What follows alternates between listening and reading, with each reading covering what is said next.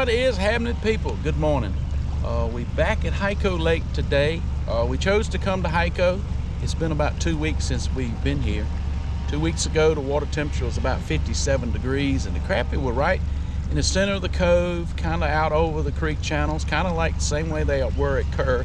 Got my brother Nathan with me today, and we're gonna poke around here. And as you do with any lake, when you get there, you've kind of got to look around. If you hadn't been, each week to kind of keep up with the transition of the fish, there may be some fish on the bank. We're gonna check them. We're gonna check out over these creek channels in the upper end of the lakes and back in some of the spawning coves that we know of, and see what we can find. Water temperature 63, so it's came up some.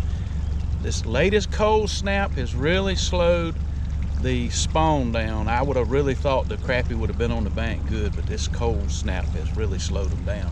So anyway, hey guys, stay with us. Let's go catch a fish.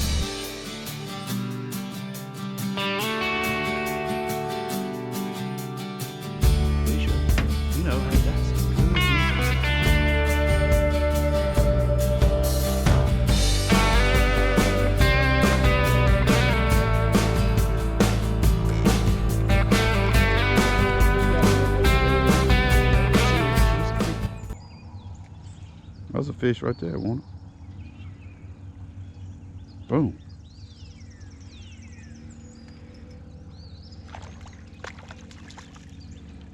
Nice. All right, first fish of the day, y'all. We trying to set the camera up. Boom. That's a good old crappie, about 10.5 inches long. Yeah, get the pretty colors on him in that sun shining right there. Yeah, nice crappie. Keeping fish today. You know what, y'all? I'm keeping fish today. We're gonna have us a fish fry. How about that? So while we get this set up, look, these fish, it seemed like the fish reacted really good. We're off the bank about 50 yards. If we were trolling, and we may do that, we may switch up and troll. Since I have Nathan with me, we may put some rods out the back and just troll these coves to see if we can pick these fish up. Hey, that's a good eating size fish right there, about 10.5, almost 11 inches, I would suspect. And hey, let's go catch another fish. If we were trolling, it'd be the same thing. We'd have a rod out this side, a rod out this side, a 14-foot rod, 14-foot rod, 12s, 10s, or whatever we had.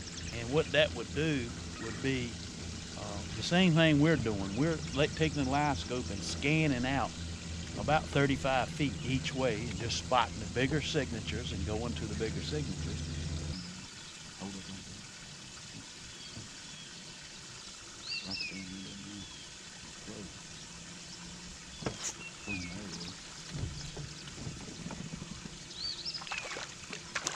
there. Boom, got another one. Hit the head, man.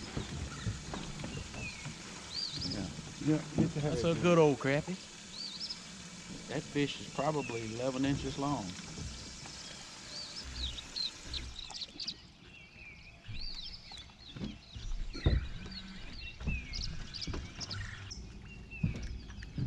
Yeah, swing that around.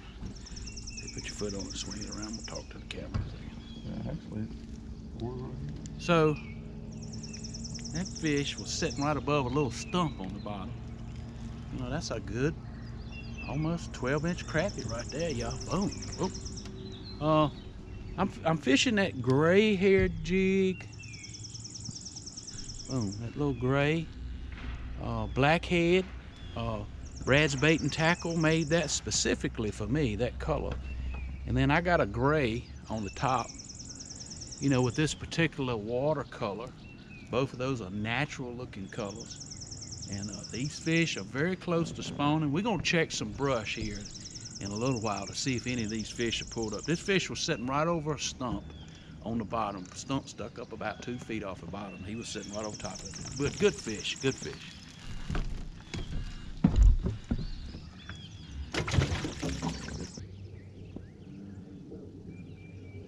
Back that way. He's coming on to him. You get right close to him, give it one little twitch. Start picking up on it a little bit. Boom. Boom. He's getting the hang of it. it down to get that, didn't Mm-hmm. he? Yeah. Well. Yeah.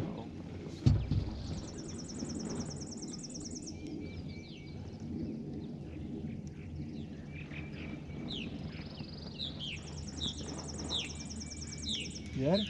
Oh yeah. Oh, well, he's just a little.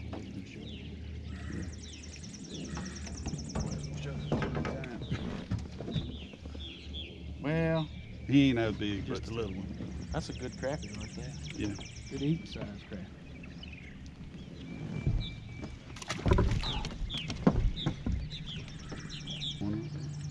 So I switched over to my 10-foot rod. The 10 is just a little easier to kind of maneuver. Nate's got his 10-foot rod, so if we're dropping kind of to the same fish, it's a little easier that we both have the same length of rod. And you know, I'm fishing Shimano reel, 6-pound test line, 10-foot rod, and you know, it's a good combination. This rod is light. You can do this all day with it, you know. We're going straight back. There should be another one on your right. So we just spotted a huge crappie. We done dropped in on him 2 or 3 times. He's just not reacting to the lure. He's swimming off some, and you know, that happens sometimes. So as a rule of thumb, when I see one like that, I drop on him about 3 times. If I don't get him to follow the lure, I just move on. You can spend a lot of time, you know, on a particular fish and chasing him around. We're not fishing any kind of tournament, so you know, if we was fishing a tournament and we needed him for the weight, we would probably, you know, maybe stay on him. Mm-hmm.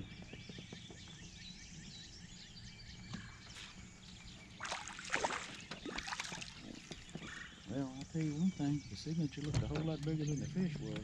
That's one. Yeah, they were right. They're right on the boat. There's another one right there. Right there, 5 foot. Yeah, phony. Behind it. Going on that boat. I'm gonna bump you back, leave it down there. Just a small crappie. I'm gonna flip it back, see where the lure is. You ought to be able to get him to come over there and look at that. So I'm looking at his bait. Oh, he's coming to it. Start picking up on it just a little bit. See if you can get him to follow. Uh-oh. I think he swam under it. You know, and not all of these fish are reacting. You know, not all these fish are actually biting.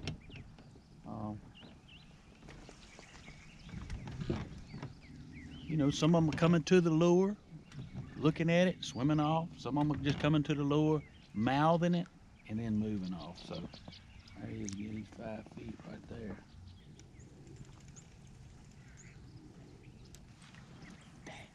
Mm. Right there. Let me check his hook. Sometimes if you're getting bit and you're not hanging them, sometimes these little small hooks, just as a note, sometimes these little small hooks, taking them in and out of fish's mouths will get bit in, and you won't get a good hook set. So this one's not in bad shape, but I like to bend it out just a little bit. Kind of like that. Just bend it out just a little bit to get a good hook set. These fish seem to be coming in here and just barely mouthing that lure.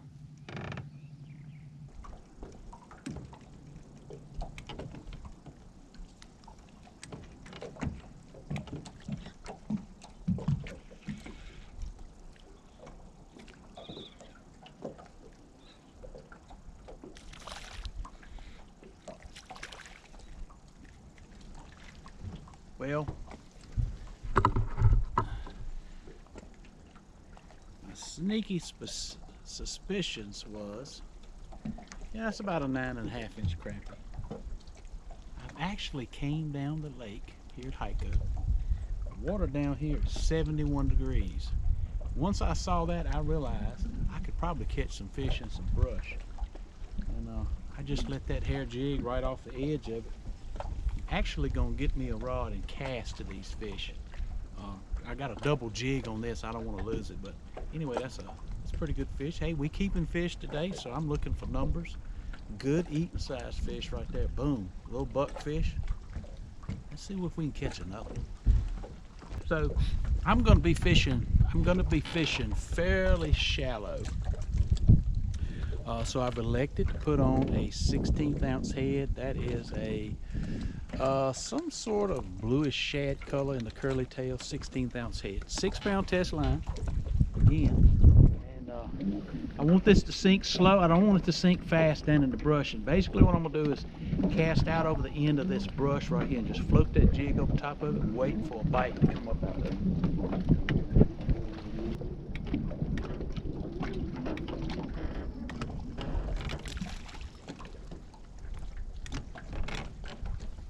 You know, this time of year, you're going to have a lot of these little small buckfish in here. And, you know, what we're going to have to do, we're just going to have to weed through them. We're keeping fish today. If you can find you a good spot with a lot of fish holding on it, you can catch a lot of fish in just a short period of time. And you see the tree here. And I'm trying not to fish in the tree. I'm just trying to float the lure over top of it.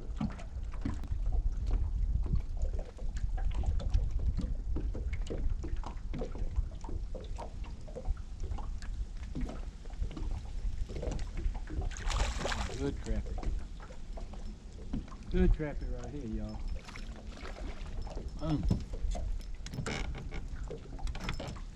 He got a little bit of weight in him. Well, she's a female. And good eating size crappie. Like it.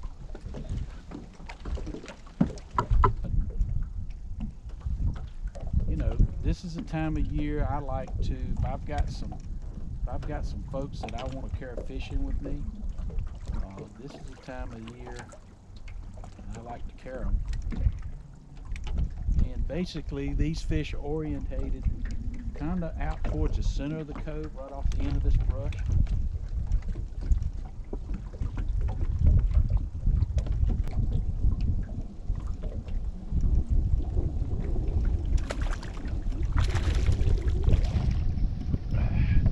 If you pick through them and take your time, you can pull some decent sized crappie out of there.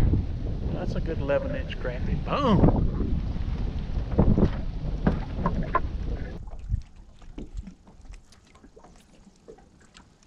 Hitting at it, but they're not eating it.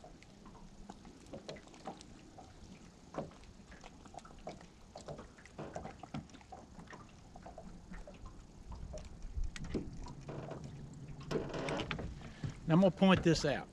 So some folks that follow the channel, don't particularly like the live scope, but here's something that you can learn. If you come here, and I don't care whether you were cork fishing with minnows in this treetop here, and you trying to catch crappie, or whether you was vertical jigging, cast into them, it doesn't really matter. Since I have been here at this tree, I hadn't been fishing this tree 10 minutes. And of course, the boat is floated up in the tree, and I've run the trolling motor, and I've got these crappie a little spooky. So when I look out with this live scope, I see a small school of these crappie all the way out here about 15 or 20 yards from this tree. So as you come and you fish these trees or these brush piles this spring, just remember, after you've been there a while, fish out away from it. Because these fish get a little spooky and they move away from the brush. You're walking around in the boat, you're talking, you're bumping around, and these fish will get a little spooky and they'll just move away from the tree. Sometimes if they get to where they don't bite, you fish down the bank line, give them 30 minutes to calm down and come back and catch the same amount of fish again. So just remember that while you're fishing.